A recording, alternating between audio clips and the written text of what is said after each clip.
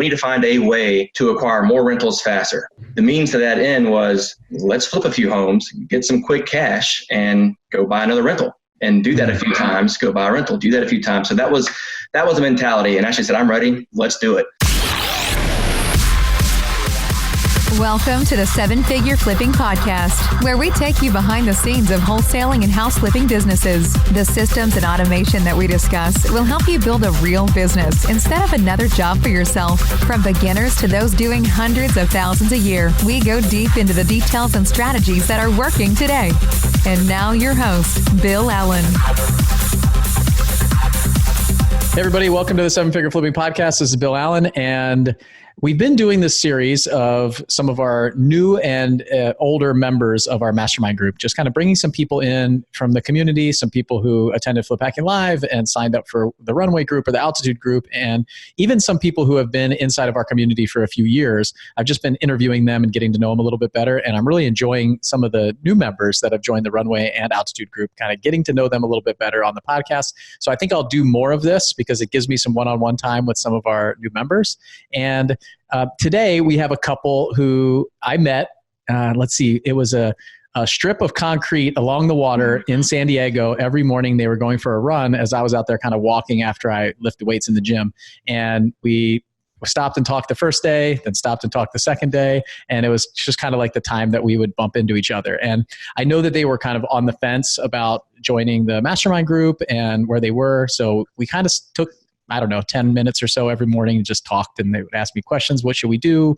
What do you think? And I just kind of put the ball in their court and let them decide. So I'm excited to talk to them more and spend like an hour with them as opposed to those 10 minutes while they're just kind of running and we're walking and figuring it out in the dark in the morning. It was like 6 o'clock in San Diego. So I've got Chad and Ashly Whitaker here from Atlanta, Georgia. How are you guys doing?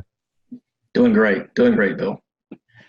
I am excited to get to know you guys a little bit more, hear a little bit more about your story, and other than just kind of the passing short conversations that we've had up to this point. So why don't you guys just tell everybody a little bit about you, maybe like your family, what you guys do, a little bit about your background. Sure, absolutely. So Ashly and I are in our mid-30s. We have 3 children, 2, 4, and 6. So our house is a circus.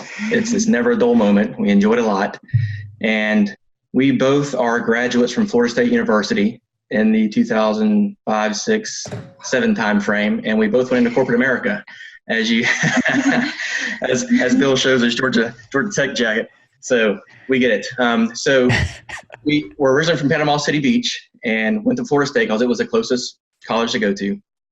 And so I'm a mechanical engineer by degree, graduated in 2008, went into the workforce with a company I had interned with there in Tallahassee, worked for a couple of years, got laid off due to lack of work, ended up seeking work in the area, and finally landed on Atlanta, came up here in late 2010, got on with a company that I'm still with today, my W-2 job, here in just north of Atlanta.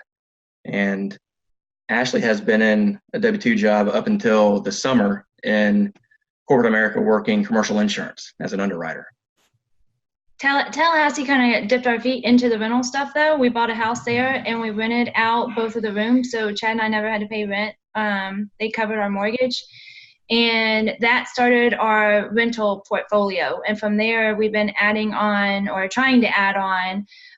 But the mentality was we need to do 20% down. We need to put these on 15-year mortgages because we want to get them paid off. So we don't want to, that was the goal. So we knew that we've always had this goal of we're going to retire early. We want it to be through real estate, and we want to have these rentals that are bringing in income for us that we're not having to do too much with. And probably about a year ago, I looked at Chad and I was like, I'm done. I'm tired of 20% down, and we see all these deals go by and we can't afford to buy them. Like, we're not getting the good deals because we're waiting, and we're saying we want to invest in properties, or we were actually talking to another friend and we wanted to invest with him and do maybe some commercial stuff. And we're like, hey, we can put in money and we're okay if we need to sit on it for 10 years and then it bring us a return. And I was like, no, we're not. Why are we okay with that? Like, we need to be able to start using our money and getting the money back now. Like, I want to return now. And so that's when we kind of started listening, and I started searching for some podcasts on how to flip homes, because my dad's a custom home builder.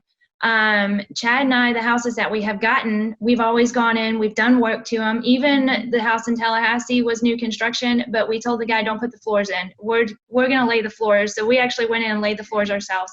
So we've always been doers and pretty handy in the rentals and stuff that we've gotten. So we wanted just something that I was like, how do we flip homes and how do we make money at it? And we actually ran across a podcast, started listening to that, and I was like, wow, we might be able to do this. And that kind of opened our eyes on getting a HELOC and taking out equity out of some of the houses that we had and using that money to help us start doing flips. So this is all within this year that we've started doing this. We did the LLC. I think I created it back in May. And we did our first flip and finished it, and it was successful. We had actually gotten that one to a wholesaler. We stumbled across House Flipping Live, and we were listening to the podcast, listening to all of that. And Chad was like, I think we really need to go. And I was like, I don't know. Do you think we need to go, or is it a scam? Like, what do we do? And during that whole time, we also found 2 more opportunities that we got through networking. So we went out, we closed those deals. We had these 2 deals that we were going to flip. And so it's kind of like, it's chaos, right? And we're like, we're going to go. We need to learn. We need to listen.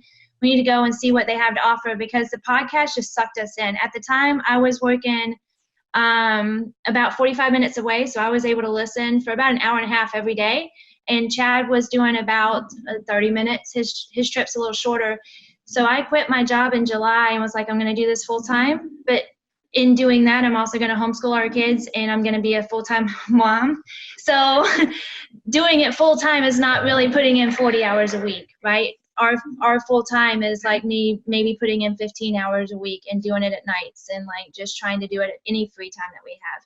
So that kind of brings us up to where we are now. It's like, it was that kick in the butt of, no, we need to do something that's going to bring us in money now. And then we need to get to a higher level instead of being lower. And just, I felt like I was spinning wheels all the time. Like, I'd be on the computer. I'm like, I just spent a whole day that I didn't have. And I was trying to figure out what website I need to go to, or where can I get a lead source from. And Flip Hacking Live really helped with that whole situation. Okay. So a lot to unpack there, right? So, okay. You guys met in Tallahassee, Florida State. We won't go. I think I interviewed, it was Chad. Chad, my sales manager, went to Florida State. So I remember doing a podcast with him and just hammering him on that. So we won't go down that road. Everybody's already heard that. I just happened to have my Georgia Tech sweatshirt on. I thought we would be representing Atlanta today. I didn't know we'd be in the right. You know, when I went to Georgia Tech and you guys, it was probably, I don't know, Florida State was just so good at football. They just destroy us every year. It was embarrassing to even show up to that game.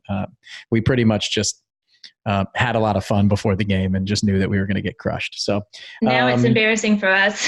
Yeah, it has definitely ebbed and flowed over there recently. So, and then, so you guys, 3 kids, 2, 4, and 6, full-time jobs until right now. So Ashly, you left in the summer, and you guys got that first property in May. So was that first property that you got in May kind of like catalyst for you to decide to leave the job, or were you already like poised and ready to do that? She was already poised and ready. At the beginning of the year, I'll back up just a smidge. At the beginning of the year, I told Ashly, Ashly, I came home from work and I said, I had a bad feeling today. I felt like I could retire in my job, in my W-2 job. I've been there 8, 9 years, and it really scared me. I said, we need to jump, and we've been talking about rehabbing homes, fixing and flipping. Let's do this. We need to find a way to acquire more rentals faster. So the means to that end was, let's flip a few homes, get some quick cash, and go buy another rental, and do that a few times. Go buy a rental, do that a few times. So that was the mentality. And Ashly said, I'm ready. Let's do it. So I found a podcast to listen to, and it was actually by Doug and Andrea Van Soest with Spouses Flipping Houses. Yeah. I think I binge listened to that entire 40-something series on a bullet train from Shanghai, China to Beijing, China in in late February timeframe on a business trip. And I came home and I said, Ashly, I did not know any of this existed. I didn't know what wholesaling was, And so this opened up our eyes. We consumed a lot of content, and we immediately started looking and calling all the bandit signs and getting on cash sellers list or cash buyers list. And so we went and looked at a handful of properties. We finally found one. We made an offer. It was accepted, and we closed the week, the last week in May. And I think the last week in July, we sold it, right? So we rehabbed it. I acted as the GC on that. I got the painter. I got the plumber. I got the flooring company. And I acted as the GC. I was working after work, 2-3 hours while I could, swinging a hammer if I had to, and also at least a day on the weekend through all of June and all of July until we sold this house. And I told Ashly, I was like, wow, that was a whole nother job. It was a whole nother job. And I didn't get to really spend a summer what I felt like with my family. And it hurt, right? So I said, we got to find a better way to do this. Yes, I saved a lot of money, but next time I was going to a GC and we'll check up on it. And that way we can work maybe at a little bit higher level and not at the grassroots.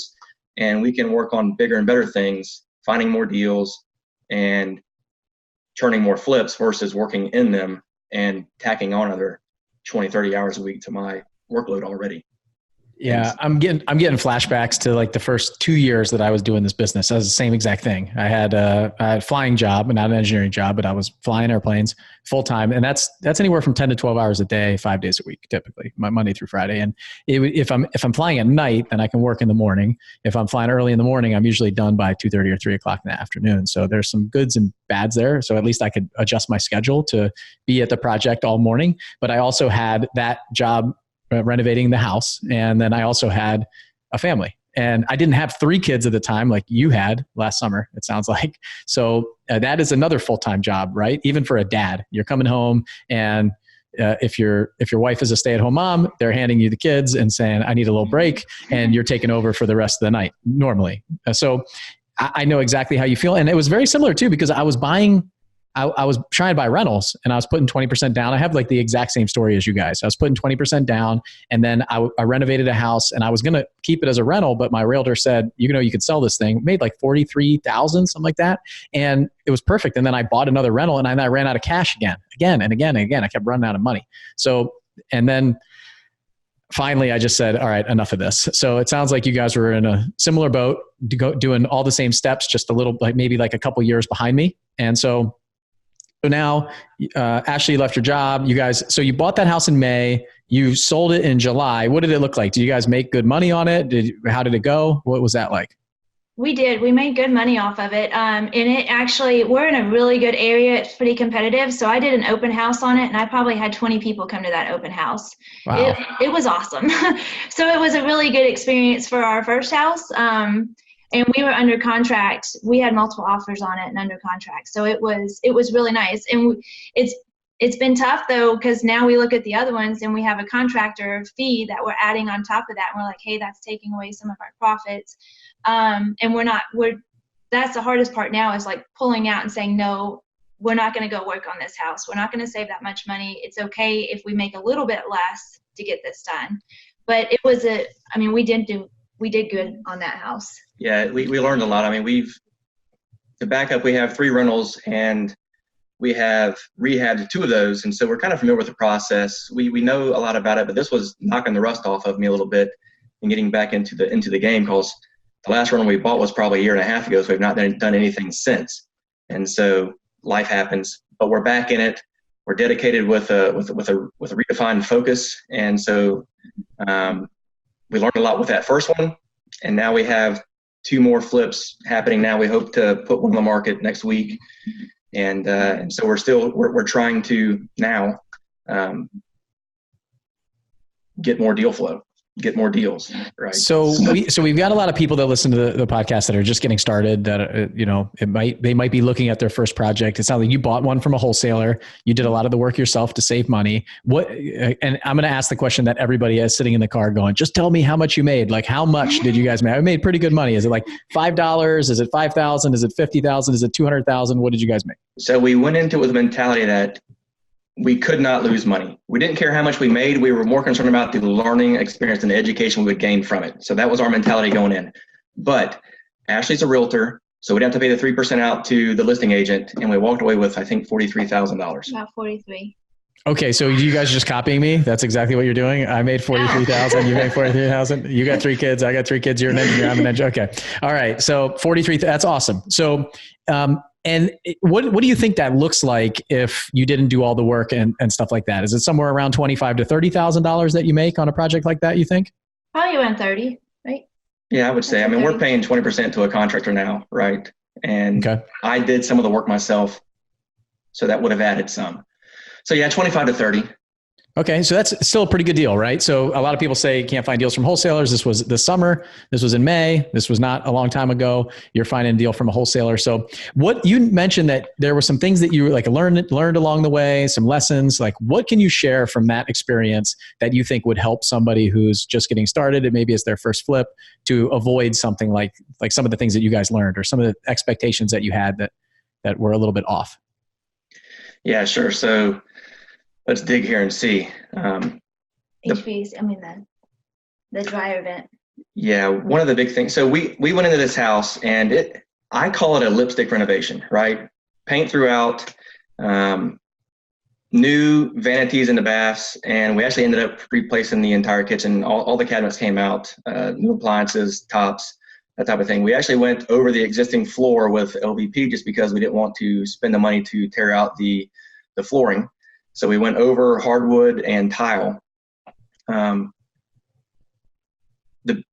think the biggest thing we were worried about was we didn't have to make the whole house look great. We needed to focus on certain things. We knew that this was a first-time home buyer home, and that if anybody stepping into this property, it was probably already better than what they were currently in. And so I'm the type of guy that wanted top finishings on everything because that's my personal taste. That's my personal taste is top finishes on everything. And I had to hold back, thanks to Ashly. She would help dial me back in. But Ashly says, Chad, we don't need to update every single room or every single bathroom, right? Let's focus on a couple things that hit home with most buyers, which is the kitchen, right? And maybe the master, and that's it, right? So that was a big thing, was really start determining what we needed to go in the property versus what we didn't. What was added expenses that would take away from our bottom line? What was that balance? So that's nothing you can lay a finger on. It's kind of a case-by-case, property-by-property basis. That was a big thing for us. I would say, though, too, Bill, is to do it. Like, literally, we kept looking at each other like, how did we get this deal? That wholesaler probably sent out to so many other flippers and they didn't get that deal, and we got the deal. So I remember negotiating the price on this deal, and I called him and I said, hey, will you take this? And we were a couple grand less or whatever. And he's like, oh no, I'm at this price. I'm like, all right, let's do it, because we wanted it.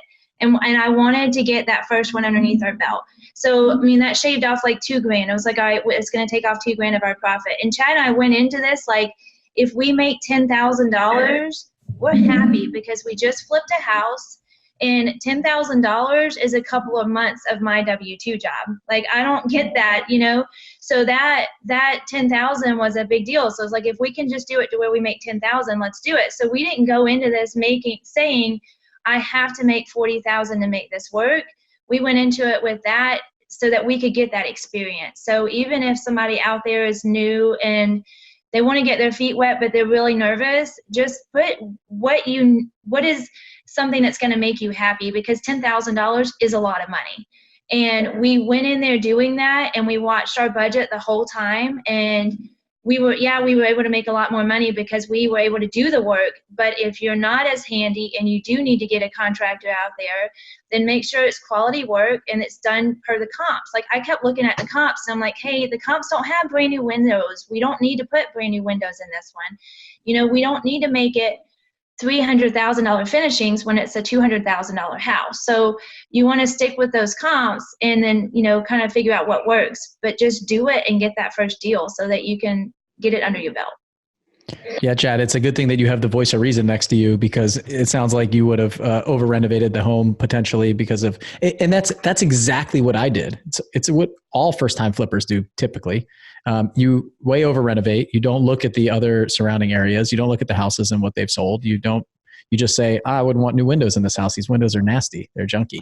And really you gotta figure out what the way that I always tried to figure it out was, if I price my houses around the other house prices in the neighborhood, but I make them a little bit nicer. I look at what's active right now, what's recently sold, but really I look at it like I'm competing with everybody. Everybody's going to go into that neighborhood and going to look around the other 3 or 4 houses that are out there. And then they're going to see mine. Mine's going to be a little bit nicer. It's going to be priced about the same amount, and it's going to be a no-brainer. That's why you had 20 people walking through the first day and multiple offers, because you probably had the nicest house in the neighborhood priced about the same as the other ones. And it's just like here, we moved into a brand new house like 6 months ago. And if I wanted to sell it tomorrow, I'm in trouble because I'm competing with all the new construction homes. And so I have to bring my price down for somebody to even buy something that doesn't smell brand new. So there's definitely that over renovating thing. And I think the biggest thing to point out to the newer flippers or anybody that's listening is your attitude. So the attitude and the mindset that I hear of everybody that I've interviewed these past couple weeks has been, let's just get out there and do it. Like, if it's a learning lesson, if we make some money, great. If we break even, this is the cheapest education that we've ever had. It's a free education, or somebody's going to pay us $10,000 to learn. This is a no-brainer. And a lot of times what we'll do is we'll shoot down these deals where as we get going, we think that there's a number like a minimum of $30,000, or I'm not going to do the project, because you got a lot of these bigger players and people like companies like mine, where if I made $10,000, I'm actually losing money because I got to pay all my staff and my overhead and all that stuff. But we run the numbers and keep it tight so that we make sure that we're a profitable company doing bigger business. And I love, like, I'm a wholesaler. So when I get that first time flipper or some like a couple like you guys is like, I need a house, I want to get on your buyer's list. I'm like, good. I know that you guys can pay a little bit more. So a lot of people are using their own money, or they're doing the work themselves, or they don't need as big of a profit margin and things like that. And they're going to cut their teeth on a project. It makes sense. And a lot of times now what I see is people they think that $30,000, $40,000, $50,000 is what they need to make. So they're just not even making an offer on our properties or something like that. And as you become a little bit bigger wholesaler, obviously we have some institutional investors and buyers and stuff like that just blow people out of the water, paying way more than you can't even sharpen your pencil, find enough to compete with that. But I love that attitude and mindset that you guys have going into this, and just, we're going to figure it out. And fortunately, it sounds like you guys had some of the background of fixing up some other houses. You were handy. Do you feel like, guys, being handy and knowing how to do the work hamstrings you sometimes and funneled you into actually doing it instead of trying to figure out how to remove yourself from those day-to-day operations? Absolutely. Absolutely. Because I look at it, case in point, fence guy came out, and for a small section of fence, he said, hey, $1,800. And I'm thinking, I can do it for $250. And I did, right? but that's my time. And so I spent a weekend away from the family doing that. Yeah, made a lot of money, or saved a lot of money, but it cost me a weekend. And we put a big value on our time. That's time away from the family. And everything that came by, every quote I got, I thought, I can do it for this. I can do it for this, right? But I wasn't accounting for my time. And obviously, contractors have to make money, right? They're in the business to make money. And so, yes, it does hamstring you. And so it's difficult with these next 2 flips. I told Ashly, I'm out. And it's really been a struggle for me to say, I'm out of this one, because I want to be in there, hands-on, doing this stuff, because I know it's done right. I know to the quality level that it's done. I know I'm up close and personal with it, right? And so these next 2, we feel like we have a really good, trustworthy contractor. This is the test. We happen to fall into the 3rd, so we're using him on the 2nd, but so far so good. And I've been able to step out and go check on these properties once a week, a couple hours versus 20 hours on each of these properties. And it's been a blessing, so that now we can work on bigger things for the business, to which you say a lot, work on the business, not in the business. And as small as our business is, and as green as we are to this industry, we feel like we can already implement some of these lessons that we've learned as far as work on your business, not necessarily in it. Because if we're working in it, it's probably going to handicap us a little bit more than working on it from a higher level. Yeah. And by the way, that's not my saying. So I just recycled that. So it's definitely not mine. So I totally agree with that. You gotta really kind of step out and delegate and elevate. This is the biggest thing is figure out how and you're delegating to, third-party contractors and subcontractors and things like that. But what I realized when I just lifted my head up from a project that took me 4 months and I was in it, like my blinders were on, it was all I was focused on, is it took me 6 more months to find the next project. There's no other, and I wasn't raising money and I wasn't getting leads and I wasn't doing any of the things to keep my pipeline full that you're probably hopefully working on now, where like you said, now instead of that one project that you had, now you have 2, and you just said you like fell into a third. So like it's because probably you're taking these actions and you're making these steps to start thinking about what's best for the business long term. Like what's next? And you can't, like, I interviewed my CO a couple weeks ago, an old commanding officer of mine, and he said that one of the skippers before him was really good at the long ball, like looking at the long ball, looking out in the distance, not necessarily like what's right in front of him all the time. And as a leader and an owner of a business, CEO, whatever you want to call it, you've got to figure out how to look long term and figure out the next steps in the future. That's what being a visionary is all about. And that's where the best run companies have these visions of the future. So one thing you mentioned about the contractor, I'm just going to throw it in there for people. If you're trying out a contractor, what happens, what I always find is if I got a general contractor that's jumping in on one job and he's doing really well, what the kind of person that I am, I'm like, this is awesome. This guy can handle a ton. We should give him another one and then another one and another one. How many can I give this guy? And I've jumped into the trap of having somebody do a really good job on the one that they're doing. And then when I give them 3 or 4, they fall flat on their face. Business is not set up for it. They're not that right person. They're really good at doing maybe 1 or 2 at a time. So I would caution anybody who's listening to, even a project manager, even a staff member, anybody that comes on, just kind of organically grow that relationship. Because what we do as flippers and visionaries, like big time visionaries, we just go, okay, they got it. Here you go. Here's all of it. And we give them 5 or 10 projects at a time.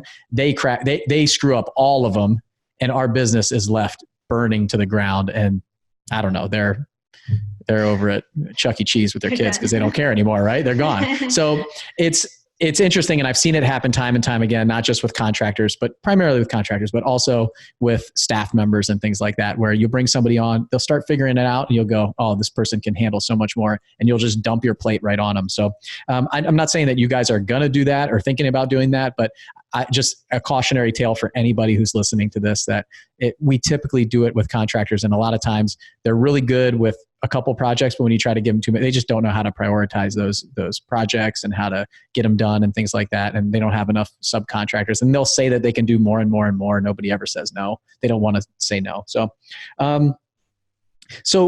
Okay, so this one project, you made $43,000. And then what does that look like? Do you take that money and did you buy another rental, or do you just trying to ramp up your company right now?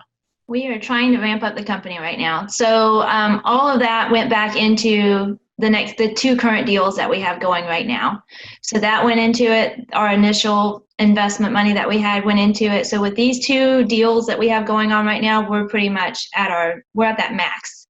But we want to, all the profits that we get right now, we want to be able to put right back into the business so that we can ramp it up. Yes, fortunately, I'm able to sustain our family on my W-2 income. And so what we don't want to do is bleed our profits dry from the business that we're trying to scale and ramp up. Although it's slow and in its infancy right now, we want to give it the best opportunity to succeed and grow and scale. And so that's what we're trying to do. Yeah. So I wanted to talk a little bit about the full-time job, because it's the same thing that we talked about with the fact that you know how to swing a hammer or do work.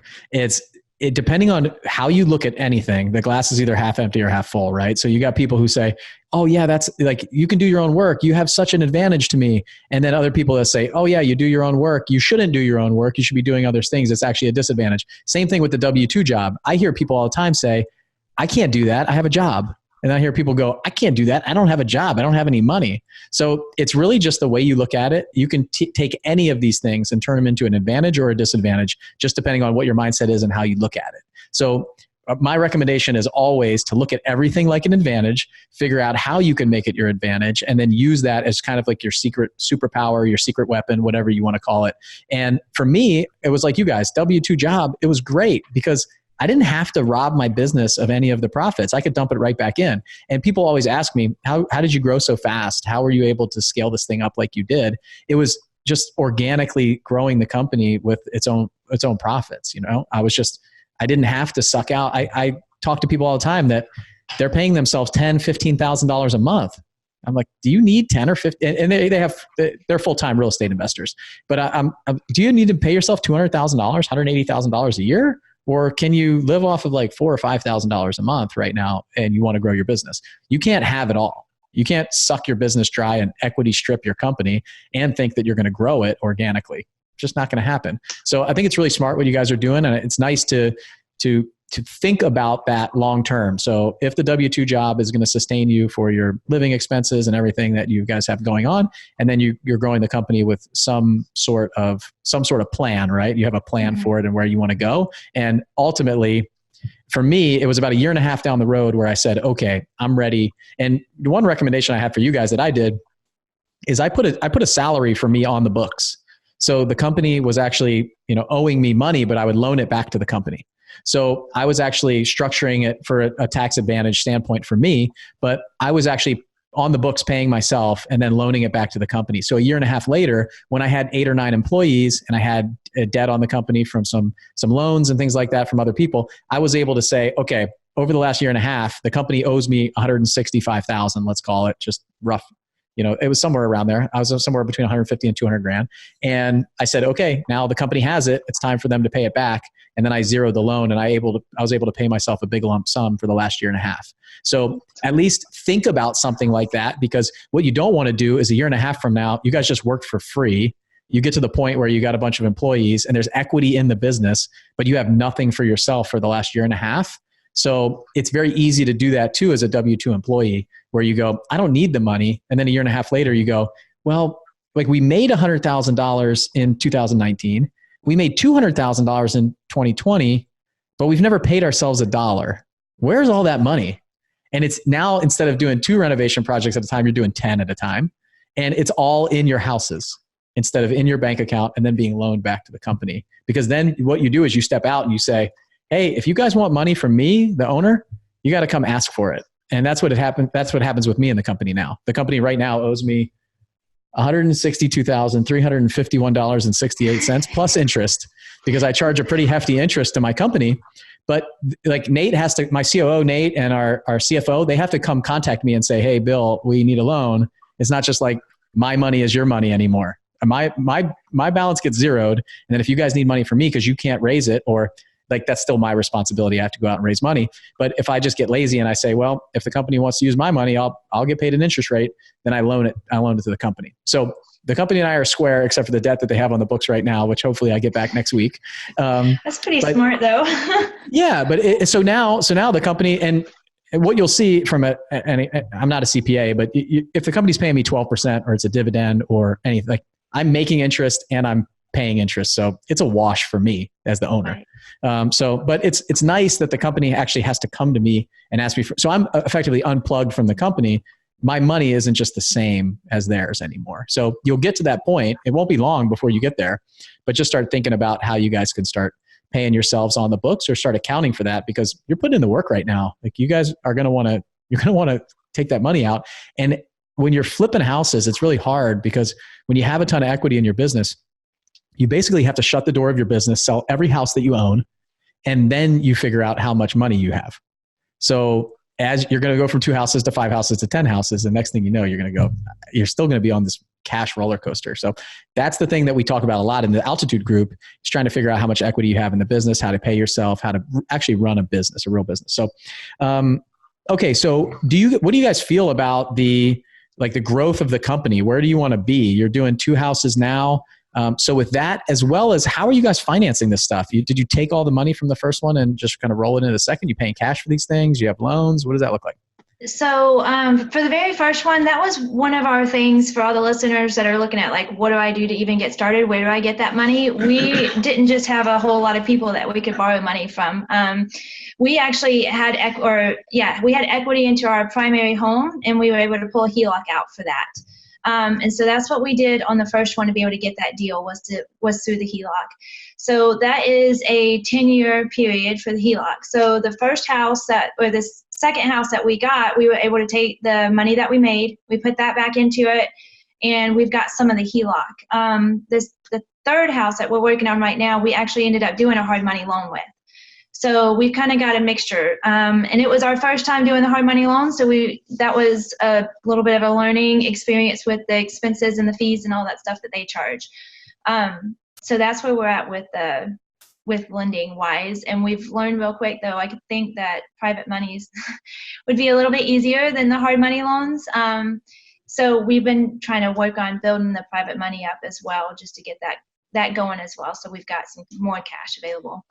Okay. I would say that's probably your primary objective now. So continue to find the houses, but number one is get the cost of money down, because that's really where you're going to see because what's going to happen is from that first project, you got $43,000 and then you're going to get squeezed this way from the contractor. Then you're going to get squeezed this way from the cost of money, because you don't even have any cost of money in there either, because it's all your cash. From that HELOC, you might be at, I don't know, 4% or something like that on your HELOC, maybe 5%, depending, maybe even less if you have a great deal.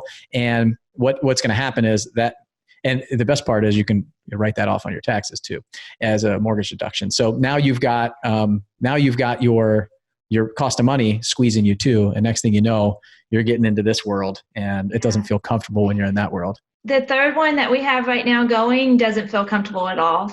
We have squeezed it because of the hard money loan and because of the contractor. So it's just, we're running tight on that one. So we know that this one's not going to be as profitable as the other ones were. And it's the one that we're hoping to put on the market next week. So we'll see how that all pans out.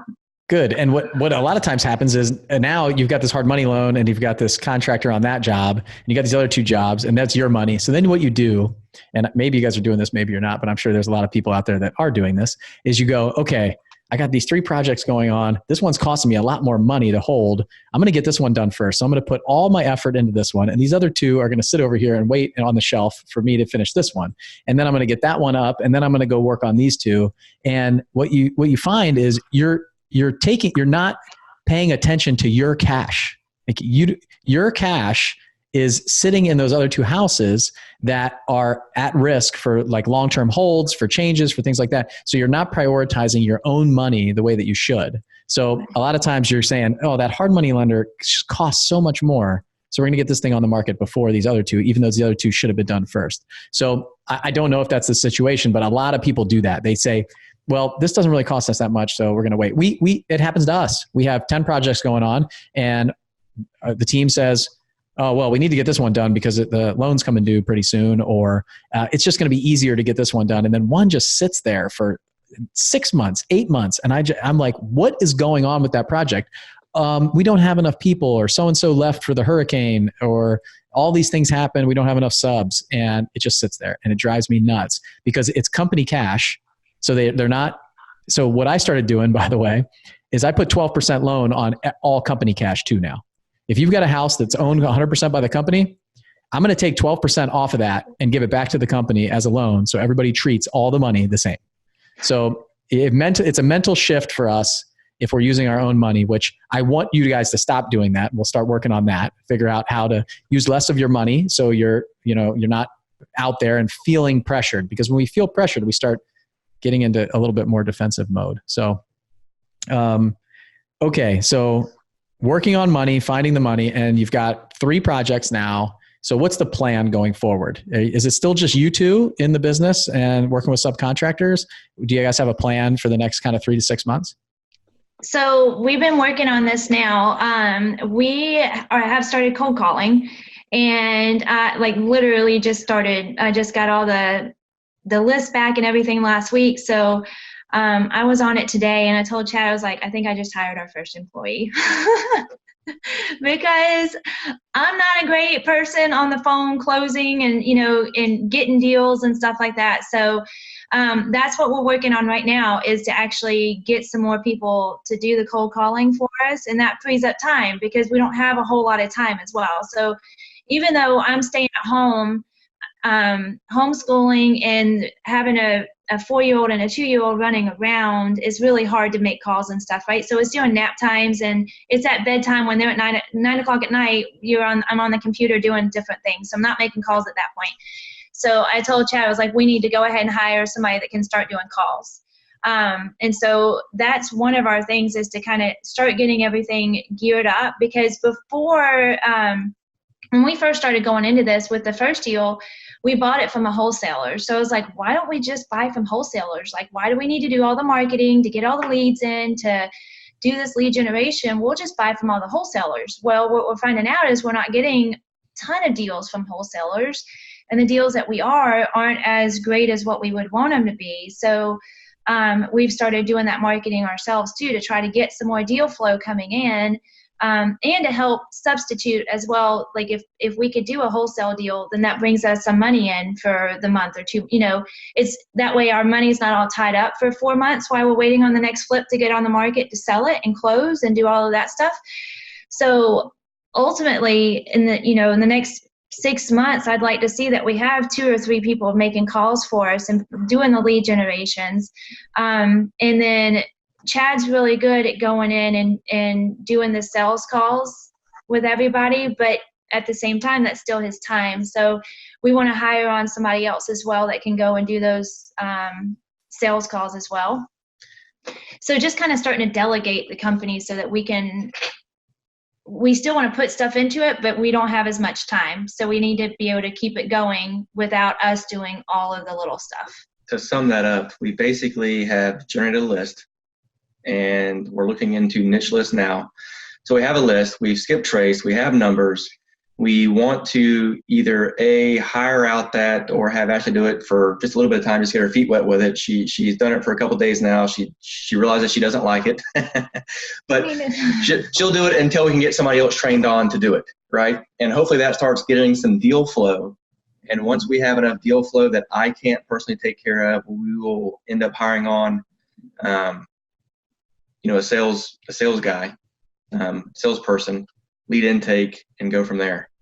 And so whatever the need calls for, that's what we'll attack next. It's kind of our mentality.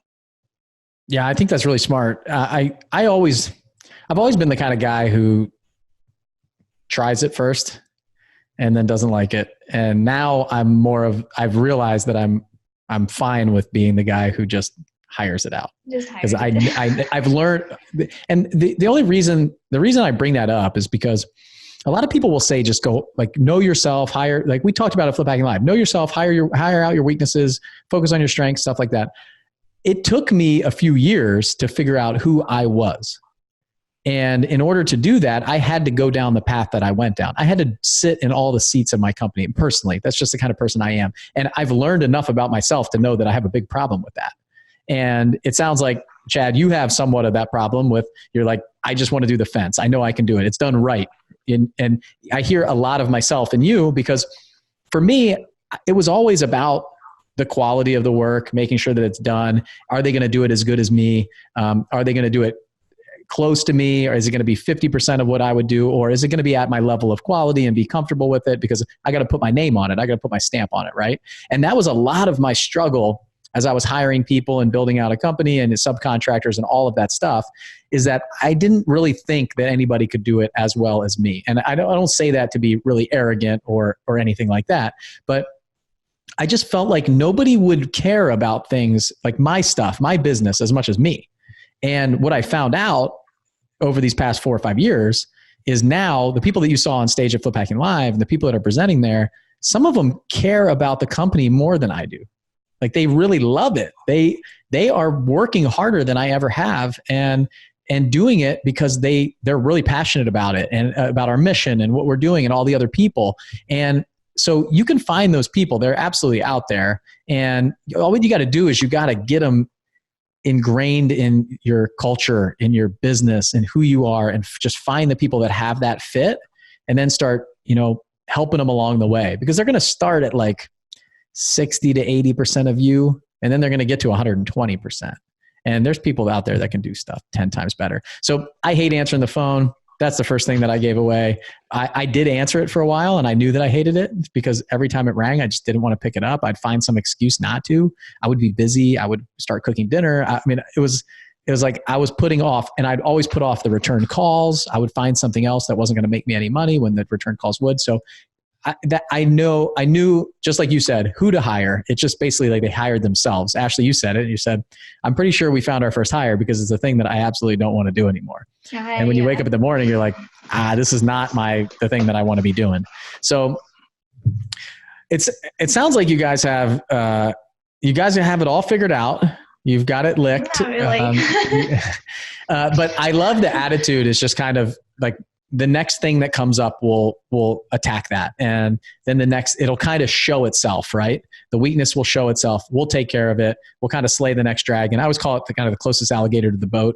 So as that closest alligator gets up there, we'll start whacking it with the paddle, right? And then the next one gets closer. I don't need to worry about the one that's 10 feet away. So let's talk a little bit about Flip Hacking Live. So we met at Flip Hacking Live. You guys said that you listened to the podcast. You weren't sure. You thought it was kind of like a scam or something like that. And then maybe I'm paraphrasing incorrectly, but then what pushed you to say, okay, let's buy a ticket and a plane ticket and the hotel and somebody to watch the kids and all that stuff. It's not an easy undertaking to go from Atlanta to San Diego for 3 days in paradise, I will say.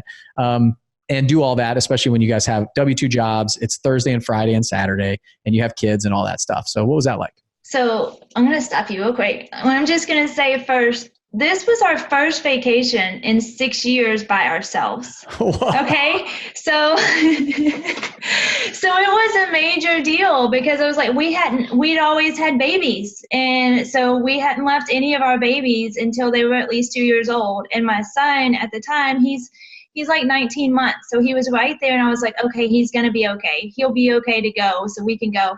But he's the third kid. He'll be fine. The third one is like, drop him on his head. He'll be fine. Let him cry. We'll take care of the other ones. Yeah, right? He'll be good. But that's what we realized. We're like, we have not taken a vacation by ourselves in 6 years. So this was actually the first vacation that we took. And we're like, this is going to be an investment for ourselves. Like, let's do it. We need to go. We need to make it work. And I'll let you do it because Chad came home and he's like, we're going to buy a ticket.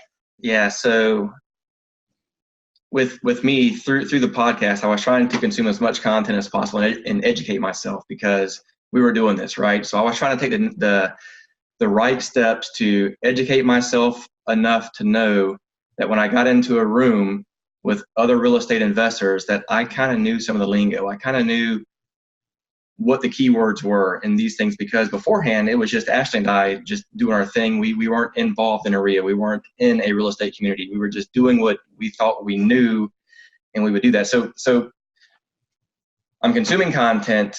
I run across, I think it was Andy McFarland first, and then to Justin Williams. And then I heard you come on, I think your first podcast with, I think Justin.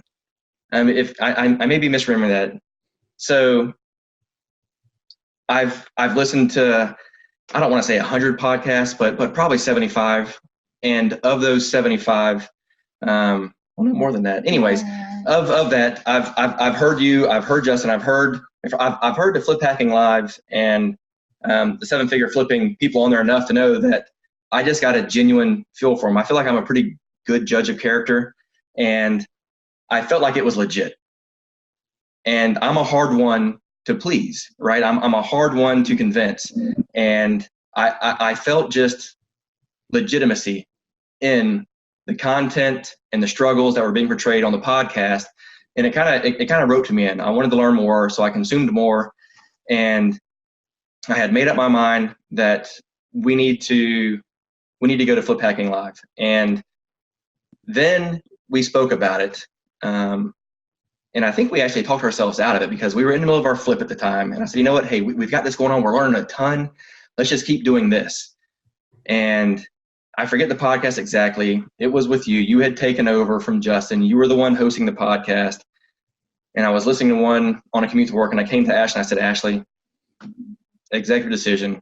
We're going. Let's make this happen. We're doing it.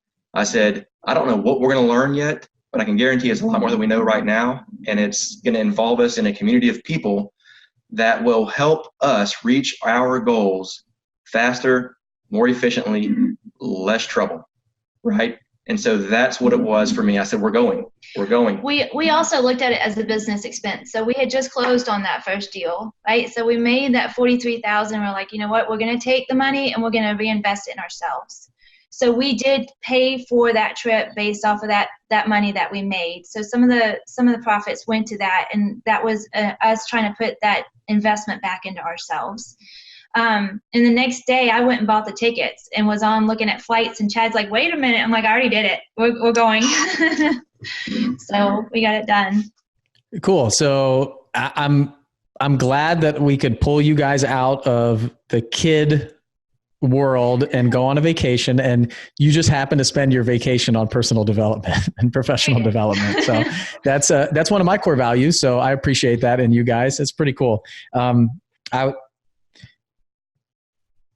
First of all, thank you. I'm honored that you kind of gravitate towards us and the community and who we are and what we speak to, because I'm not a very easy person to please either. I think that we have a lot of similarities, Chad, in what I'm hearing on this and a lot of the things that you're saying. And it was really hard for me to pull that same trigger. I got roped in with the podcast too. And I basically just ran my credit card for $25,000 from listening to the podcast. So, it was definitely, and it was the same thing. I made the $43,000 on that house, and I said, I am not going to these houses nonstop anymore. I'm just done with it. I've been doing it for 2 years.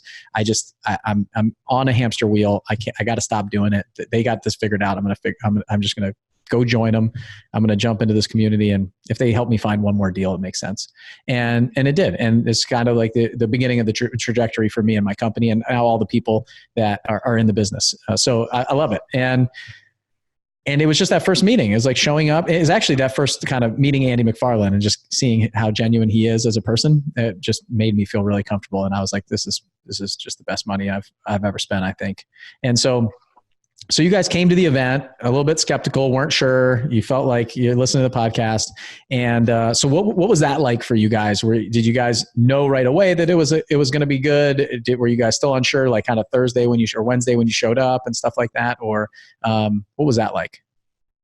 Yeah. So like I said, we weren't sure what we would learn. We just knew it would be a lot more than what we already knew. And so, yeah, we were skeptical. We were reserved. I was actually disappointed when I found out there were 650 people there, because I kind of wanted to have just a little bit of one-on-one time with some of the presenters and of course you. So it really made my day whenever we bumped into you on the walkway and we kind of had our quick, just 10-minute exchange. And so that was great.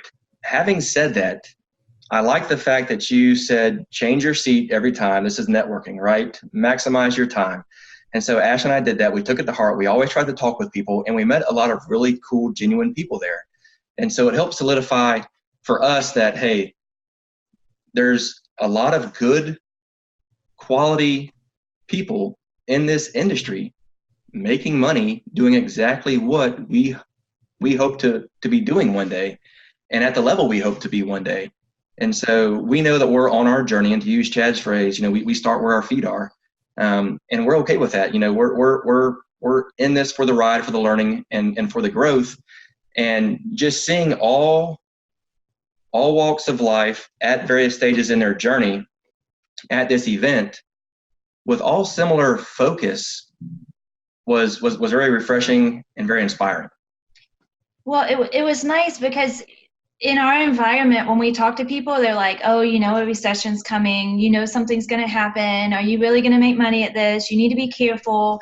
And when we were there, we're like, people are making 6 and 7 figures. Like, we can do this and we can make it happen. And there's ways to do it, even if there's a recession, and there's ways to do it. There's ways to protect ourselves and to build it on that organic foundation that you can keep it going. So it was nice to meet people that had that same mindset and that were gung-ho and ready to go. So that was really nice. And the content we got was,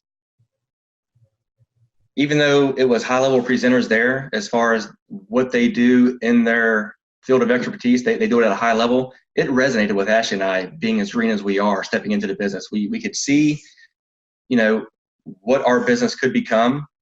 and it could also help us right now, currently, get better. And so we got that from all the presenters there, and we felt refreshed, we felt energized, and we're trying to keep that level of commitment and dedication and high, right? Because it's easy to come off one of these events and it be cyclical or seasonal, right? It's the hot fire mentality. Throw some logs on a fire, get that thing roaring, right? Go off about your business, and it dies down, and you forget until it starts getting cold. Then you go throw some logs on it and fire it back up. We want to keep that fire roaring as intense as we can for as long as possible. And meeting people here, getting in the Facebook group, that helps it because it's a daily reminder of people in the business doing deals, achieving their goals every day. And that helps me. I mean, I feel like we're pretty driven, but let's face it, even we have our slumps and our peaks and valleys, and this helps, right? It helps keep us focused and intentional about our daily activities and what we want to accomplish to reach our goals. Yeah, even the highest achieving people, the most successful people have their ups and downs, right? We all have. You can be as driven as you want. You can be as goal oriented as you want. You can be as accountable to yourself as you want to say. And I still remember when Becca challenged me on the call that we did, the podcast that we did about accountability before Flip Hacking Live. She was basically like, "Yeah, well, I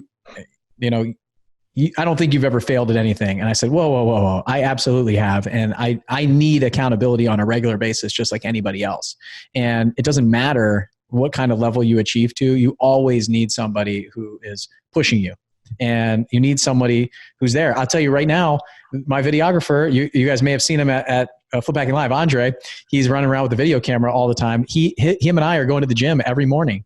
And I get in there, he gets in there at 8 o'clock. I get in there at 8:15. He does a little cardio. I meet him, and I'm pushing myself harder than I ever have with him because I have a spotter now. I have somebody that can help me. I can move up in weight where I got somebody else who's there. He's moving up. I want to move up too. And even just that, where he's at a point where he can't lift like half of what I can, but he's pushing me to be better just by showing up with me. And it's just that partner, that accountability at whatever level it is. So, I mean, you could be at a much higher level and have somebody who's at a lower level than you, and they're pushing you at the higher level too. So you guys being on the accountability calls and getting in the mix with everybody else, even being green or, somewhat experienced with a more experienced person, that working together pushes everybody to do a little bit more. So you mentioned that was the challenge for me at Flip Hacking Live, to figure out how we can speak to the really advanced person and the people who are just getting started at the same time over 3 days, and make sure we put together a lineup in the content that we speak to all of those people, because that's a challenging thing to have people who are doing 200 houses a year and people have never done a deal, and each of them feel like you're speaking to them. And the only other place that I see that happen is in church.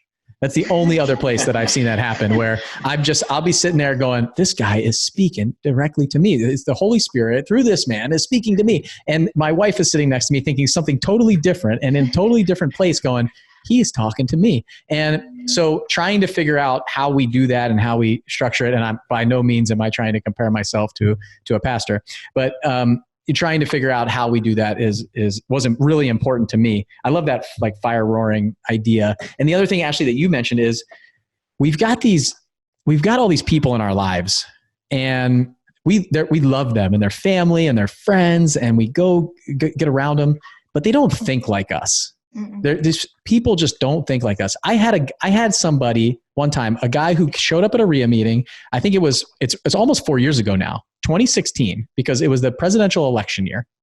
And he comes into the RIA meeting, and I'm working on building my buyers list. I'm green. I'm just getting started. And I've sold a couple deals, sold a couple contracts. I've had maybe 10 or 15 deals under my belt at this time. And he said that he was buying property. I knew he was buying properties. He was flipping houses. And he says to me, he goes, I'm not so sure what's going to happen with the economy in this election. I'm not going to buy any more houses until after the election, because depending on who gets elected, I'm not sure if it's going to be a stable environment for me to continue flipping in. And I said, okay, man, well, I'm just going to continue making money while you sit on the sideline and wait. And since then, we have made $7 million, $6 million in profit, gross profit since then. And maybe more, maybe 7. Like if I added up all the numbers, like 750, 670, 700, 1.3, that's 2 million, 2.3, that's 4.5, and 3, that's like 7.5 million. That's just around 7 million. And if he's still sitting on this, like he's not buying from me right now, I don't know what he's doing, but can you imagine if 4 years ago I said, you know what, you're right. I'm just going to sit over here with you and let's go play table tennis and relax and wait for this crash to happen. I would be in a totally different personal situation, financial situation, everything right now. So I feel like, you can blink and it's over, or you can decide to take that step like you guys did and say, you know what, we're going to take this leap. We're going to take this chance. We're going to go out there and we're going to do something different. And I interviewed Larry and Janet French, who are also in the Runway program, who I met in Puerto Rico recently. And they said the same thing. They said, you know what, when the crash was happening, we were running towards the houses and buying houses when everybody was running away. And everybody looked at us like we were crazy. And it's funny because right now we're in this booming economy and most people are going, oh, I don't know if we should get involved in that. There's a recession coming. It could crash. And you always have it doesn't matter what's going on. You always have the people who are going to tell you that what you're doing is wrong or give you this unsolicited free advice that is the most ridiculous thing I've ever heard. So I've been in those situations. I've seen that stuff. And it's really what I find is it doesn't matter what's going on. It doesn't matter what's happening. Like everybody has something going on in their life. There's something that's going on with the economy, with the job market, with all this stuff. And just like your full-time jobs and just like you guys being handy at working on the houses and having some equity in your home, if you take everything and just look at it as positive and try to figure out how you can capitalize on what's going on and be smart about it, you're going to run a successful business. And when the market crashes, we'll look at it and we'll be together as a group, in this mastermind group going, okay, what do we need to do now? How can we work together to figure this out? You're not on our own in an island somewhere going, the sky's falling, I'm at sell. No, we're going to go figure out how to make money in a down market or a market that's starting to turn. And we're talking to each other. And the guys in San Francisco and San Diego and New York and LA, they're going, hey guys, my houses are sitting on the market a little bit longer. And now me in Pensacola is going, okay, we're a couple more months. We're going to have some trouble. So let's start selling off some inventory. Let's not buy. Let's change our buying model a little bit. Let's start thinking about what's going to happen.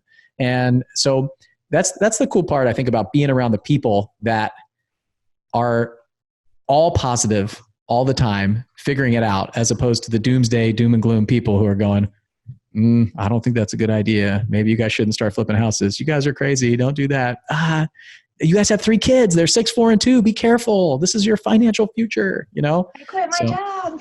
Yeah, you quit your job. What? I mean, I just did a podcast with Jaime in Houston, and he's like, I quit my job. I got a 2-year-old daughter. I got a wife. I just quit my job and I started flipping houses. I just bought 2 houses. I'm figuring it out. I don't know what I'm doing.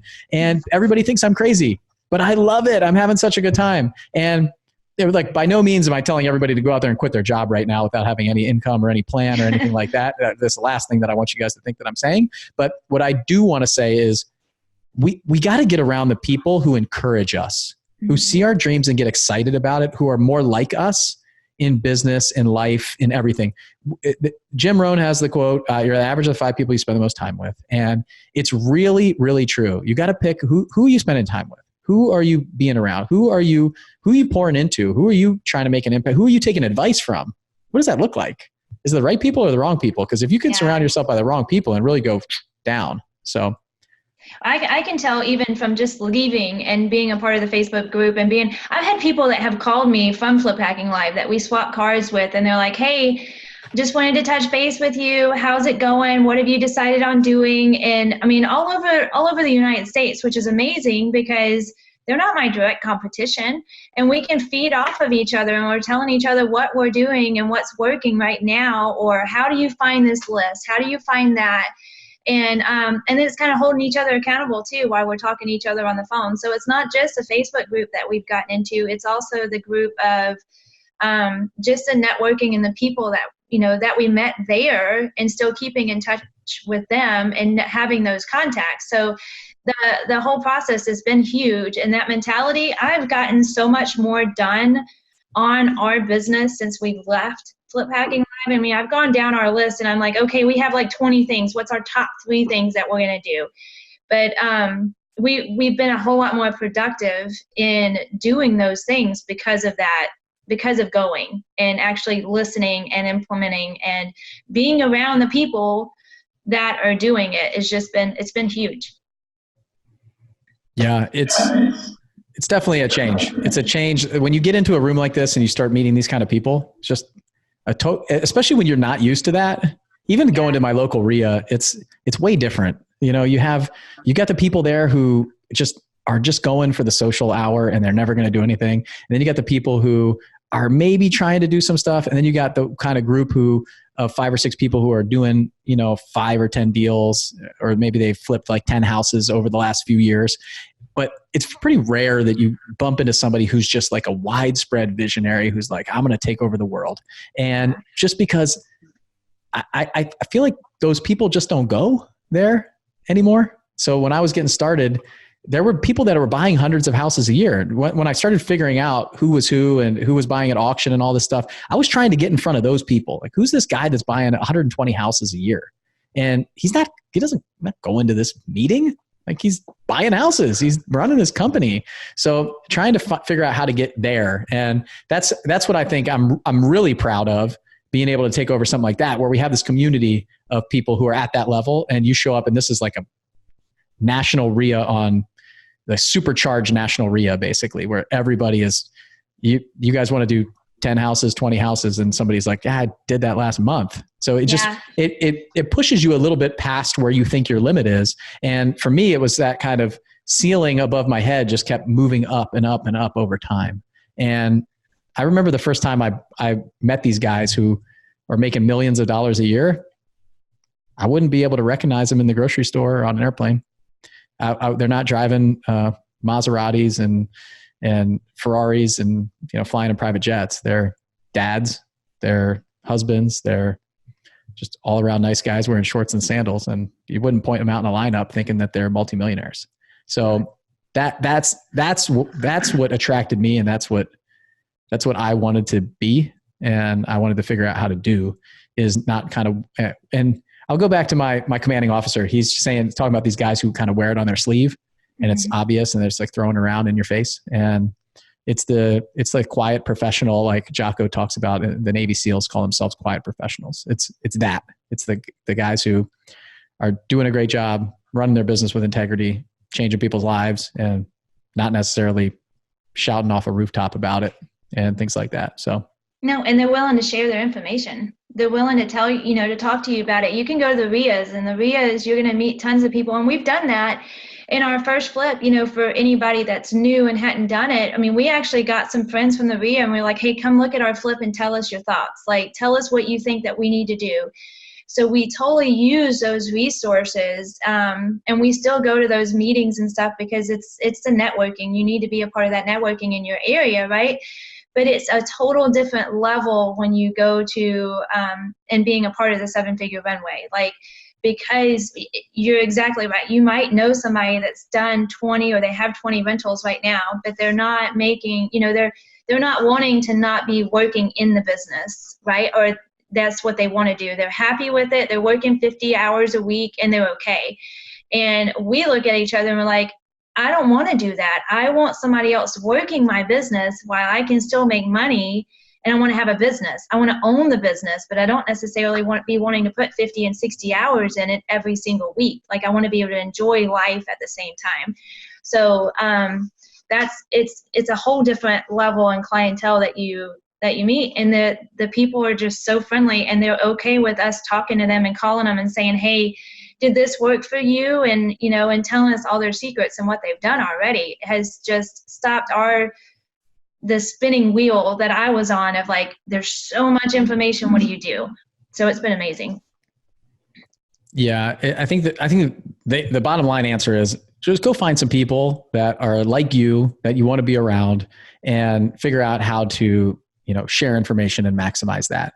And it's not just about obviously the doors to our 7-Figure Runway are closed. If you want to join that, you can come to Flip Hacking Live next October in 2020. But for now, I'm focused on Chad and Ashly and all the other great people that we have in that group, because I think that ultimately that community and that organization needs 1 year of support without bringing people in and people moving in and out and all that stuff. We want to get to know each other. We want to be a group where, like you said, Ashly, you're reaching out to each other, you're helping each other, you're sharing information, and we get to know each other over a year and get to that next level together.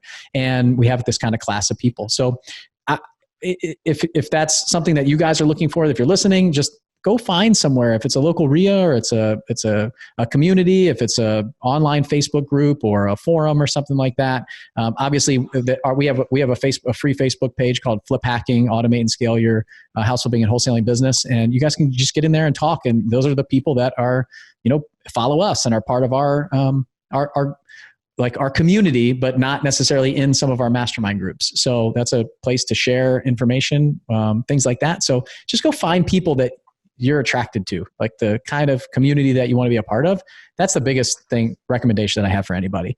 And if you want to drive a Ferrari and have a yacht and fly in Gulf Streams and be flashy and wear really flashy clothes, then go find the guy who does that and is going to teach you how to wholesale and flip houses, and go do that. It's perfectly fine. I know that we're not for everybody. And I want the people in our organization and our mastermind group, like you guys, who they don't want that stuff. They want a lifestyle. They want to run a business. They want to figure out how to remove themselves from it and raise their kids and spend time with their family and all the cool stuff that we get to do as business owners. That's just incredible. I mean, I look back and say, I'm so blessed for everything that I've been given over this time. My dog is going absolutely nuts. And I don't know. Oh, sorry. The UPS guy just dropped stuff off. So, and nobody's here to shut him up. So, hey, I'm gonna clip this out. Reggie.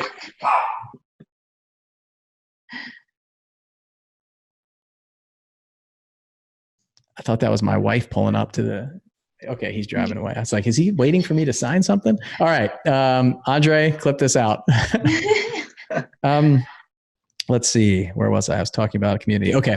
All right. So it sounds like you guys are enjoying the Runway group. And Ashly, I want to make sure you have a accountability call coming up for the group. Yeah. Okay. Are you guys in different weekly accountability meetings? No. I am not. We got a slacker. Oh, you quit. You're out. I didn't quit. I just never signed up. So. Oh, so you can't quit if you don't show up the first day. So, okay. Cause I know we took kind of business owners and put them in like spouses or business partners and stuff and put them in different groups so they could get a little bit different experience. Chad, man, you're slacker. It's cool. I struggle with even the accountability of becoming accountable. So even like raising my hand and saying I want to be held accountable. But I did just sign up with my nutrition coach again because I knew that I was falling off the wagon, and we have Thanksgiving and Christmas coming up. So he's holding me accountable. I have to check in every week. I have to track everything that I eat every day, all my exercises and everything. So I'm excited to have Andre on that journey with me, and me and him are going to lose some weight over the next 3 months and be ready for the cruise. So, okay. Anything else that you guys want to share with everybody? How do you feel? So we feel good.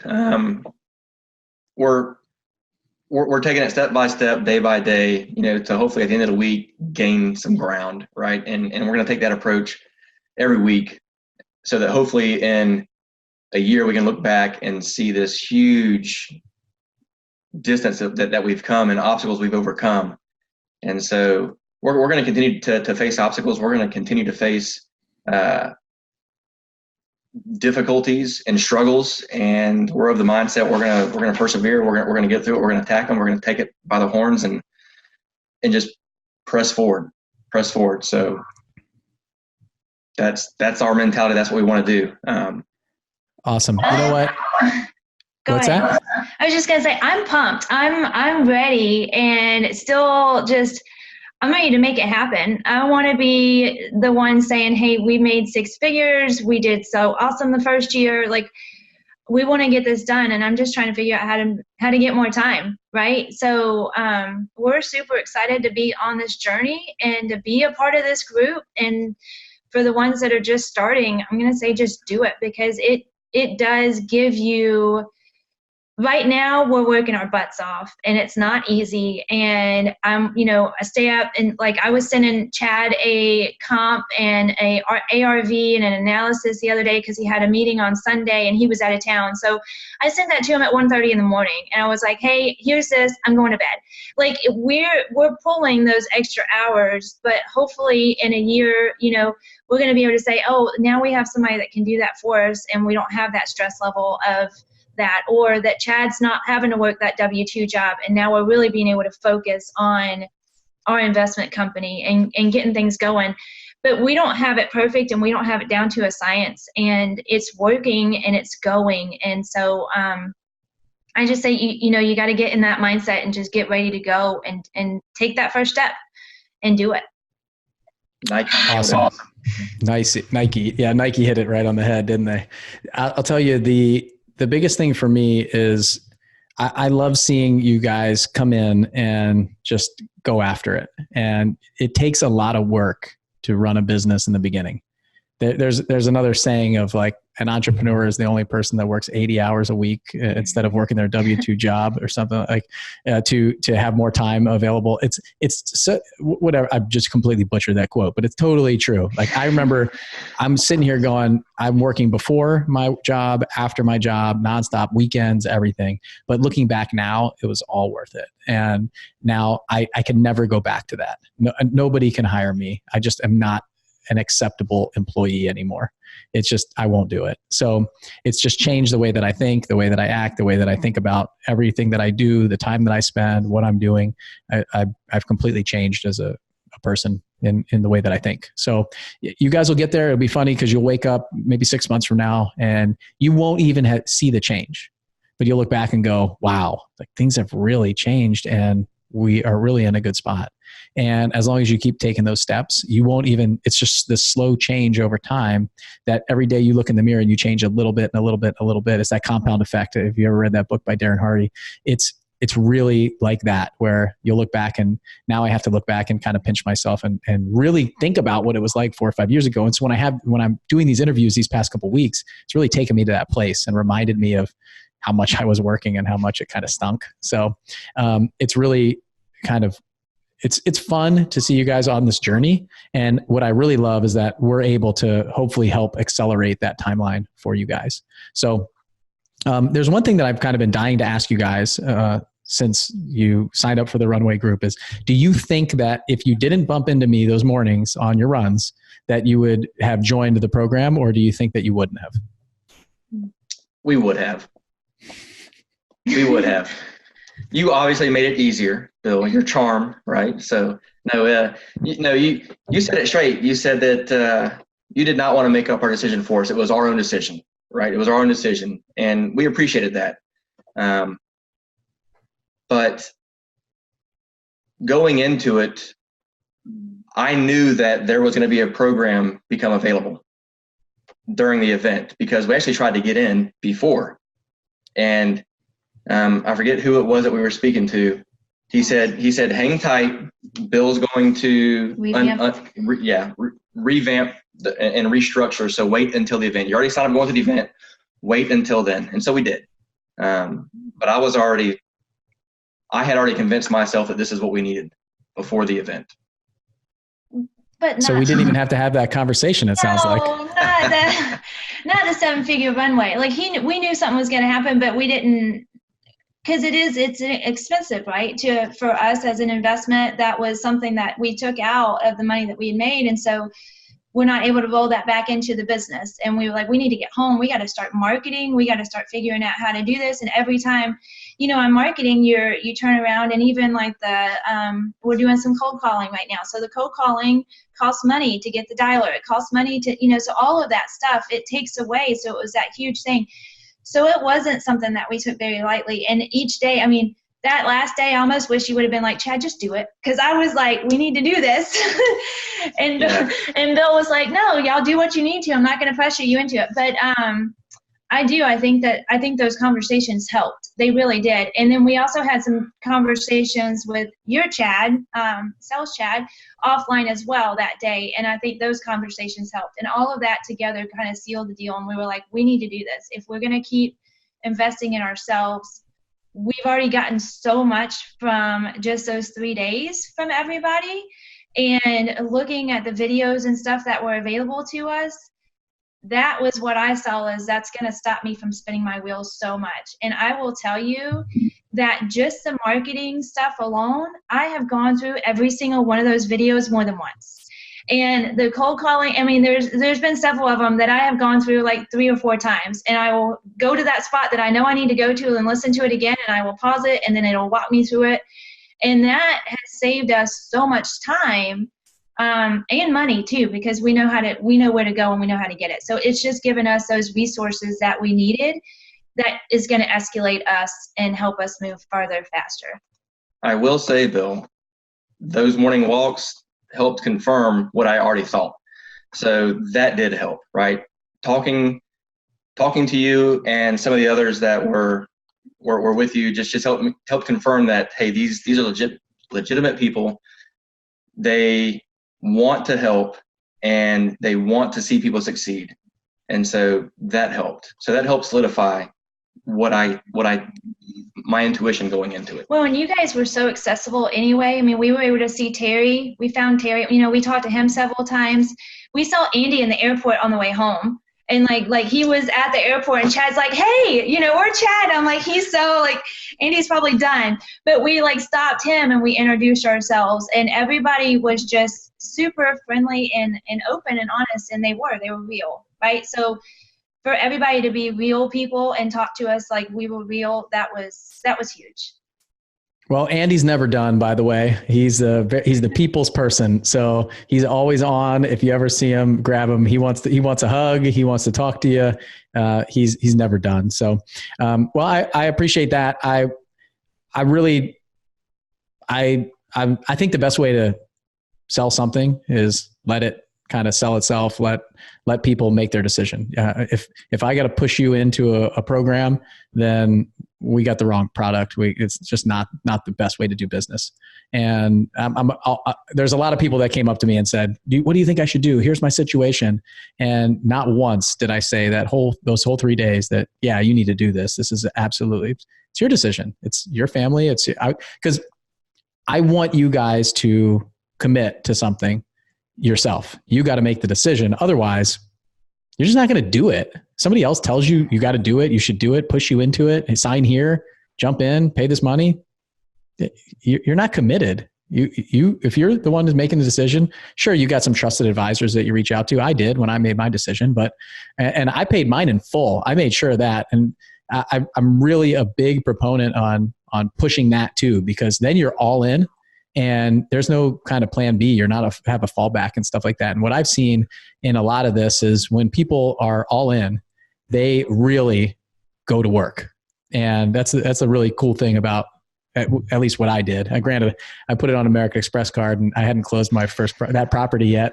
And I didn't even know. I was so dumb. I just didn't know what I didn't know. And I didn't even think that it might not close. The guy would back out and then I wouldn't get my $43,000 to pay off this credit card. And I was like, oh my gosh.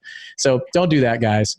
Wait till you have the money. Make sure it's the right decision for you. So, well, I absolutely do not want you to be late for this accountability call because you're a team leader and Becca, they'll be all over me for holding you back and you need to get on that call. So I really enjoyed talking to you guys today. It's been really fun to get to know you a little bit more. I feel like it's been 10 minutes and it's been over an hour here. So I could spend all day with you guys. And I really enjoyed getting to know you at the event. You guys obviously stuck out to me because we had some interactions together and things like that.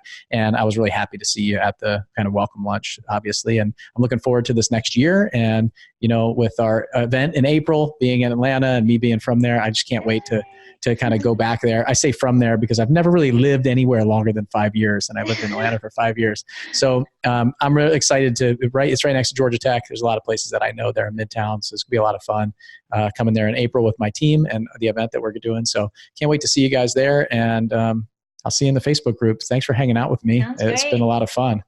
Thank you so much. We Thanks, appreciate Bill. it. We appreciate it. Yeah. All right, guys. I'll see you later. Okay. Take care. Thanks for listening to the 7 Figure Flipping Podcast with Bill Allen. If you want to grow and scale your house flipping or wholesaling business, check out more insider tips and strategies from the nation's most successful real estate investors at 7figureflipping.com.